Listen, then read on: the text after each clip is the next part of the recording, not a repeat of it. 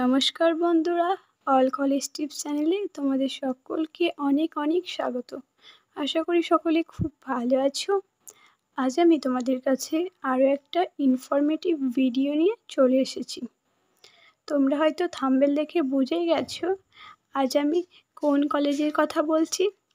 হ্যাঁ, আজ আমি তোমাদের সঙ্গে শেয়ার করব department of law, university of Calcutta Hazra ক্যাম্পাসের কিছু তথ্য।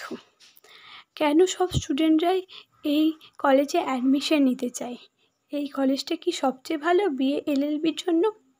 কত র্যাঙ্ক করলে তোমরা এই কলেজে চান্স পেতে পারো? আজ আমি এই ভিডিওটার মাধ্যমে তোমাদেরকে এইসব ব্যাপারগুলি শেয়ার করার চেষ্টা করব। তাই যারা ভাবছো ক্যালকাটা ইউনিভার্সিটির আন্ডারে ল কলেজে পড়তে চাও, হাজরা কলেজে চান্স পেতে চাও, তো তাদের সকলকে অনুরোধ করব প্লিজ ভিডিওটা শেষ পর্যন্ত দেখো, স্কিপ না করে। তো চলো ভিডিওটা শুরু করা যাক।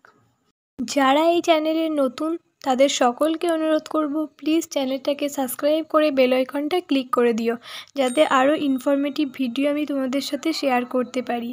অনেকেই ভিডিও দেখো কিন্তু চ্যানেলটাকে সাবস্ক্রাইব করো না, তাই সকলকে অনুরোধ করব প্লিজ চ্যানেলটাকে সাবস্ক্রাইব করে দিও।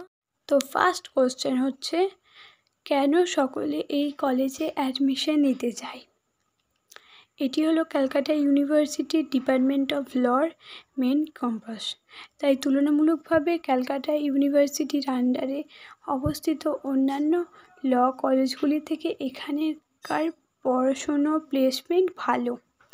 আরেকটা মেন ব্যাপার হচ্ছে, ক্যালকাটা ইউনিভার্সিটির আন্ডারে অবস্থিত টোটাল 13টি ল কলেজের মধ্যে 9টি প্রাইভেট এবং 4টি গভর্নমেন্ট কলেজ আছে। এর মধ্যে হাজরা ক্যাম্পাসের ফি স্ট্রাকচার সবচেয়ে কম, যেহেতু এটি মেন ক্যাম্পাস। তো এখানে অ্যাডমিশন ফিস পড়বে তোমাদের 3000-এর কাছাকাছি, আর পার সেমিস্টার ফিস পড়বে 750 থেকে 800-এর কাছাকাছি। তো এবার বলবো হাজরা কলেজে তোমরা কিভাবে অ্যাডমিশন নেবে।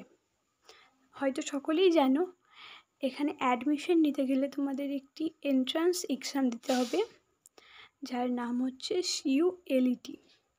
ক্যালকাটা ইউনিভার্সিটির আন্ডারে তোমরা যে কোনো গভর্নমেন্ট প্রাইভেট ল কলেজে অ্যাডমিশন নেওয়ার জন্য তোমাদেরকে এই এন্ট্রান্স এক্সামটি দিতে হবে।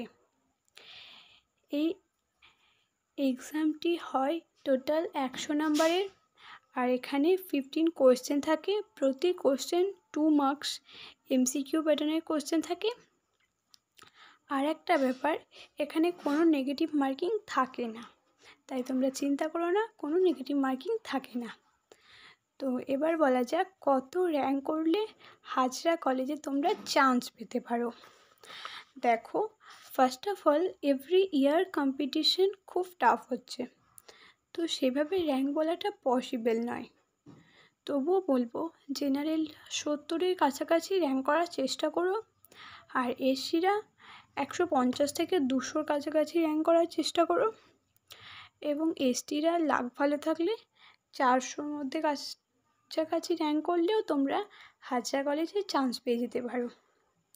তো এটা ডিপেন্ড করছে কোন ইয়ারে কেমন র্যাঙ্ক আসছে, কিন্তু র্যাঙ্ক এভরি ইয়ার চেঞ্জ হয়।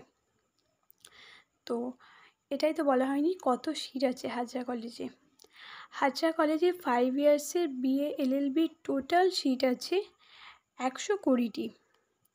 আমি ফার্স্টে বলেছি কম্পিটিশন খুব টাফ, তাই সকলে চেষ্টা করো হাজরা কলেজে চান্স পেয়ে যাওয়ার জন্য। অল দ্য বেস্ট সবাইকে যারা এই সামনের বছরে CULET দেবে। আর হোস্টেল ফ্যাকাল্টি, হাজরা কলেজে হোস্টেল আছে এবং হোস্টেল যথেষ্ট ভালো। তোমাদেরকে বলবো যে পিজিতে থাকার থেকে তোমরা হোস্টেলে থাকো, কারণ হোস্টেল যথেষ্ট ভালো ওখানকার।